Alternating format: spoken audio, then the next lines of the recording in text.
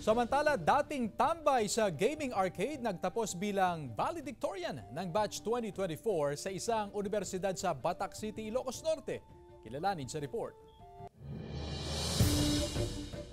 Sa gaming arcade ibinuhos ni Godofredo Bumanglag IV o mas kilala sa tawag na G-Boom ang kanyang pangungulila sa yumaong ina. Ito raw ang kanyang naging paraan para labanan ng lungkot. Ibinaling din ang kanyang panahon sa pangungulekta ng anime toys at items ng mga sikat na K-pop artist.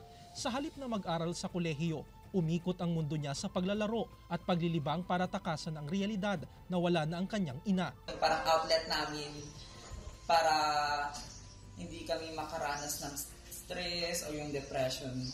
Tapos, doon sir, naglalaro lang kami pero hindi talaga maiiwasan na isipin mo talaga na wala na si mama. Kaya sabi ko parang this is not helping talaga sa aking growth. 2 taon man siyang huminto sa pag-aaral, hindi ito naging hadlang para ituloy ang ipinangako sa yumaong ina na tapusin niya ang kanyang pag-aaral.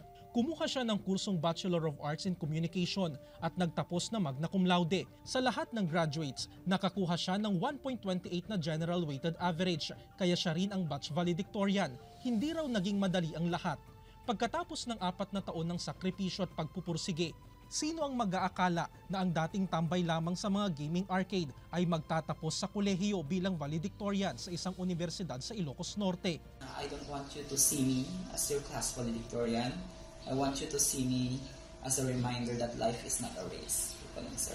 Kasi 25 years old and it's the only time that I graduated. Kaya ang payo ni G-Boom sa mga kabataan na nawawalan ng pag-asa sa buhay, ipagpatuloy lamang ang pagkamit sa pangarap anuman ang pinagdaraanan. Find your inspiration, sir. Find your motivation. Tapos it's okay to rest. Tapos find an outlet for you to release yung mga negative feelings. Tapos pag ready ka na, go na, sir. Alay ni G-Boom sa namayapang magulang at sa mga kapatid na umalalay at sumuporta sa kanya sa panahong siya ay huminto na mangarap sa buhay hanggang sa magtagumpay. Jarek Pasilyao, 1 North Central Luzon.